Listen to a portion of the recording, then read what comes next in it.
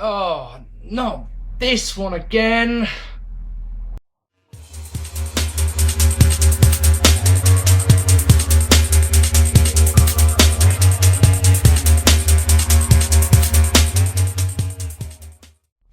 Hello ladies and gentlemen, and welcome to this. It's another episode of 1999 Sucks Revisited. And oh, Jesus Christ, tonight, as you can tell by the title, we're going to do No Mercy 99. I'm sure there are a few of you out there going, but Mark, No Mercy 99 was great. The Terry Invitational Tournament, the Tit Ladder Match, that's the one. No, that was back over in October of 1999. Back in the day, the WWF in there, were nice enough to grace us with their presence over in the UK twice a year for a pay-per-view, one of which was No Mercy 1999. Oh yes, if you know me and you've been watching my vids a while, you'll know that every single UK pay-per-view that the WWF did, apart from maybe Rebellion 2001, which I've never reviewed, was actually quite terrible.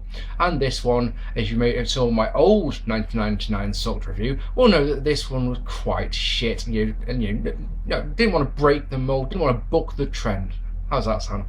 It's May the 16th, 1999, and we are live at the Manchester Evening News Arena in, well, yes, that's right, Manchester, the UK, for a UK-only pay-per-view. There are 18,107 fans on hand for a fucking woeful-looking card. Jim Ross, though, thinks this is going to be a good one. In fact, he says that this is one of the most anticipated nights in WWF history. Not the most anticipated nights of the year. Hell, you could even go with the decade if you really want to. In the entire 39 years that this company has been going, this show is one of the most anticipated. What a fucking joke. Should we start? No, fuck that wrestling shit. We need some promos. So out come the corporate ministry. You see, the what you hear? I hear you saying the corporate ministry. Shane McMahon, you may remember, has got rid of his dad and has now merged the corporation with the Ministry of Darkness to form the amazingly and catchily, Jesus Christ, a helicopter? Yes, it is. The catchily titled corporate ministry. So here they come. There's got to be 15 of the fuckers. Shane says that tonight there'll be no mercy for various people. There'll be no mercy for the Brood as they face the Acolytes and Viscera. No mercy for Kane because he faces Mideon. Tonight he's bringing out the European Championship out of retirement. He opens his jacket and look, there it is. And he's facing X-Pac. Then we're no mercy for X-Pac. And lastly, he's making tonight's main event a no-holds-barred match. I know. An Attitude Era main event being changed to some sort of stipulation as the show's starting. I know, who'd have thought? Our opening context. Oh, sorry, I just need to say that segment did the trick, I suppose, getting some interest in the matches that are happening tonight, but it was a bit too long. A bitch too long, yes, that's what I said. Tiger Ali Singh defeating Gilberg in our open. Oh, yes, Tiger Ali Singh cuts a promo about how he is richer than us instead of just being, I have more money than you or something like that. He cuts a promo that is longer than the match, saying that Gilberg's entrance also managed to be longer than the match. Gilberg does get some offense in. He gets a spear, which Tiger Ali Singh no-sells, hits an egg breaker, and gets the win. Get this, 1 minute and 9 seconds. Too short to be offensive, but it's always going to be a dud, isn't it? Austin has just arrived, just this minute. Why everyone else got here yesterday and he's here now is not explained. And then we get a video package about the Brood's interactions with the ministry. Remember, they joined the ministry and then they left the ministry, all in the space of about 3 months. Yay for the Attitude Era. So next up, Viscera and the Acolytes defeating the Brood in a meh match. Oh my gentle Jesus, listen to this one. Beats for Gangrel, beats for Edge, beats for Christian, then more beats for Edge. Until he can get a DDT on Farouk and a mild tag to Christian, who eats a fallaway slam from Bradshaw. So it's more beats for Christian, and then some more, and then some more, you know. It gets a bit silly after all. The crowd do generally get behind Christian, but every single time they start the clapping going, yes, it gets more beats. Oh dear me. No offence at all. In fact, Christian is your vampire in peril so goddamn long that you sat there going, just fucking end this, please, just mercifully end it. And then, right, what's the one thing that you need when you've got their heels giving out some beats? That's right, you need more heels. So of course, why wouldn't Shane McMahon come out? Oh my god. Shane McMahon comes out and Mideon comes out. And yeah, of course, it's this point where Christian turns the tide. It's just one of those things that I just don't understand. You've got 3 guys in the ring giving out beats. They've been told, go up there and batter the Brood. So that's exactly what they're doing. And then Shane McMahon and Mideon come out just for funsies. And you're going, okay, fair enough. Christian finally gets a tornado DDT and a hot tag to Gangrel, and it turns into a messy, messy brawl. Bradshaw kicks out of Gangrel DDT. Mideon DDTs Gangrel on the outside, then Bradshaw can get the win with the clothesline from Heck at 13 minutes and 47 seconds. It's a generic tag match, but it just isn't, because it's just 13 minutes, 12 of which is just one of either Edge or Christian getting the living snot kicked out of him. And then, you know, there's a bit at the end that's alright. It really is. The crowd want to care. This is the important thing. The crowd genuinely do want to get behind the baby faces, but they get such a battering, they just go, nope, don't give a fuck. And of course, this is one of those classic Attitude Era matches where you can count the amount of moves on your fingers. We got a video package for this new young upstart that's coming into the Fed. It's Steve Blackman. Wait, he's not a young upstart, and he's been around for, oh no man. Steve Blackman defeating Droz in a piss ball match, which is your generic Attitude Era match, which is punches, kicks, and a chin lock, and a guy with a fucking air horn that starts up in this match that just doesn't want to pay attention. Something, because you don't actually hear what they say, apart from in the main event when they're doing it frosted. What they chanting? Blackman? No, I don't know what they're chanting. No idea. Droz goes up top for a patented top rope, nothing but his boot as he comes down. This allows Blackman to get a shoulder tackle, and a triangle choke gets a submission min in about 7 minutes. Nothing match, dull and nothing and nothing. A video package airs for Beaver Cleaver, one of the forgotten gems of the Attitude Era, don't you agree? Then out comes Mankind, who has recently formed the union with the Big Show, Test and Can Shamrock. He talks about Manchester, he talks about Man United and things like that, which is nice. And his opponent tonight is the one Billy Gunn, and he makes a joke about am I allowed to call him ass? Because I've made a point of, I've been told that I'm not allowed to say wanker, and everyone laughs. And it's weird. It's one of those, you're trying to speak the lingo and it just doesn't work. Anyway, we talked to a bunch of marks on the outside about who's going to win the main event tonight. As you can probably imagine, it's absolutely cringeworthy stuff. I mean, there's a guy with a big X painted on his face because he loves DX so much, and he says that Austin will win because he's number 1, which is sound logic, as you can probably imagine. Kane then defeated Mideon in a crap match. Who thought that the people of England would like to see this? Absolutely nothing to get to this one whatsoever. Kicks and punches and chokes. The crowd ignore the match until Kane gets a chokeslam. The Ministry come out to interfere, which caused disqualification win at 4 minutes and 34 seconds. The Ministry beat on Kane until a bunch of splashes by Viscera, until X-Pac makes a save. X-Pac on his own with his kendo stick. Fuck off! Sort of thing, like, and all the Ministry will run away from it. You know, it's X-Pac with a stick. Fuck off. Viscera just sat there. I don't actually care. Hit me as much as you want. It'll just bounce off me. Bring it, fucker. Or have it so that, one of them is happy to sacrifice themselves. Bear in mind, there's 4 of them out there. One gets beats with a kick, with a stick. Sorry. Other 3 beats. No. Fuck it. Fuck X-Pac. I'm scared of it. Fuck it. Last week on Raw, Sable defeated Deborah in an evening gown match to retain the Women's Championship. Yep, Attitude Era, baby. Women's Championship on the line in an evening gown match. Now, Commissioner Shawn Michaels was out doing guest commentary for this match, and he decreed that the winner of an evening gown match is the person who got their evening gown taken off. So Deborah wins the Women's Championship because Attitude Era. fucking love it. I mean, holy shit, I fucking hate wrestling sometimes. And shit like that, just watching this back makes your brain ache, and this makes you go, oh yeah, fucking love Attitude Era. Oh wait. Oh, bring back the Attitude Era. Fuck when the championship can change hands in a match where the object is to take your opponent's clothes off, and when you do take your opponent's clothes off, they win! Not you, they win! So you may as well just keep your clothes on. Yeah, they're desperately trying to keep their clothes on. They're sat at opposite ends of the fucking arena or something. Anyway, so the whole point of this is that Nicole Bass defeats Tori in a, well, nothing match, to be honest. It's meant to be Sable versus Tori, but Sable can't wrestle as she has a sniffle. Poor Sable. So Bass batters Tori and wins in 30 seconds after a chokeslam. Never mind, at least it was short. I bet my mate Danny Ace would give this one a -star, but I'm in too good a mood today, so it's just a dud. Was this Sable's last pay-per-view appearance before she came back in 2003? I can't remember because I've never seen Over the Edge. Whether she's not on that, as far as I know. I've never seen it. We'll talk about that later on.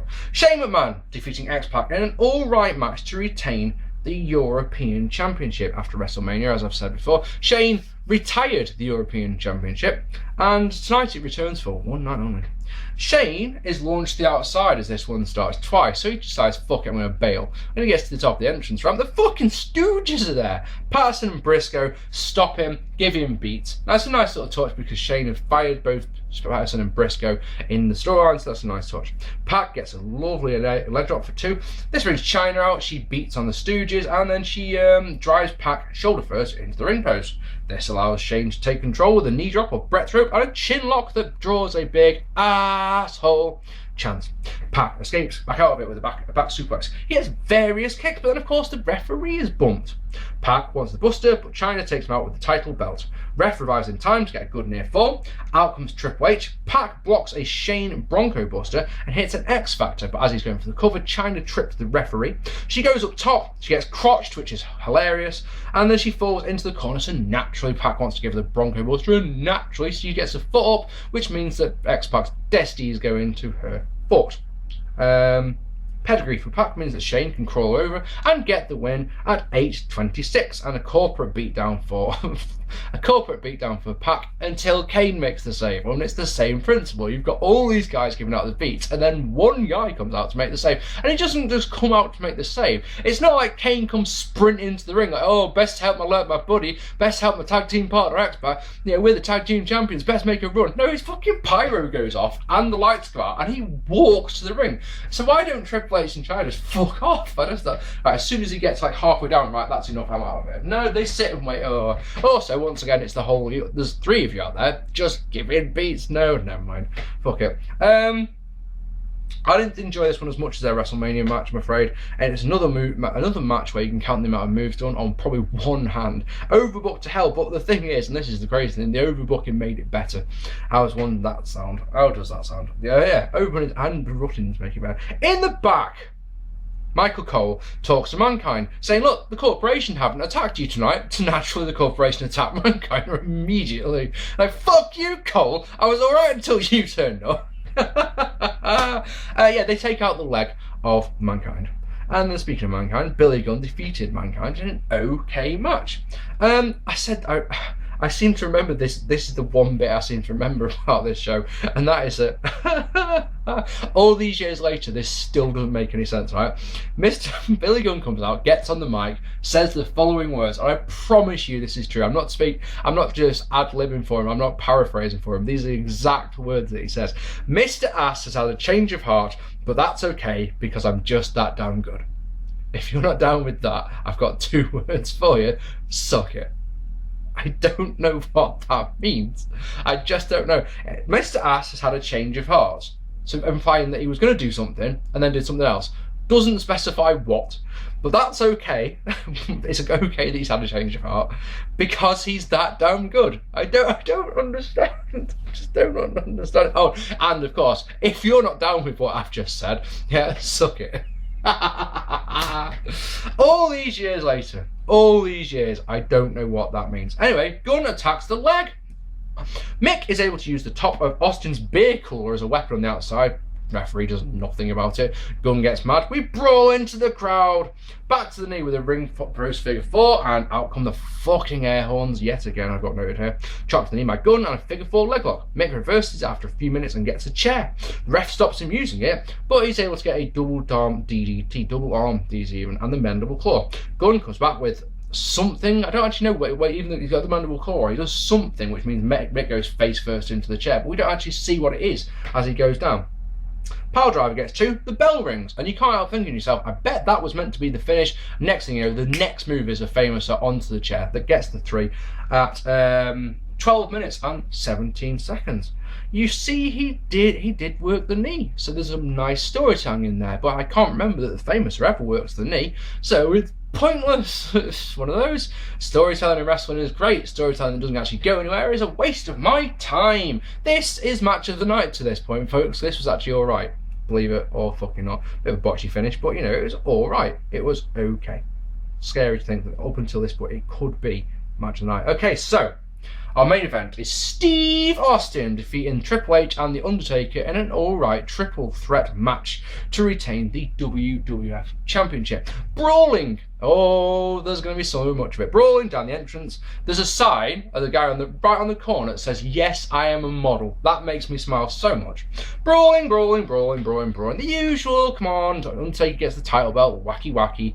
And then we use some cables and then brawling, brawling, brawling, brawling. We finally get inside. Austin gets the Thesz press. There's one wrestling move for you. The heels beat on the rattlesnake and we go into the crowd. I bet you didn't see that coming, did you, when you were watching this? Like, fuck, that was innovative stuff, isn't it?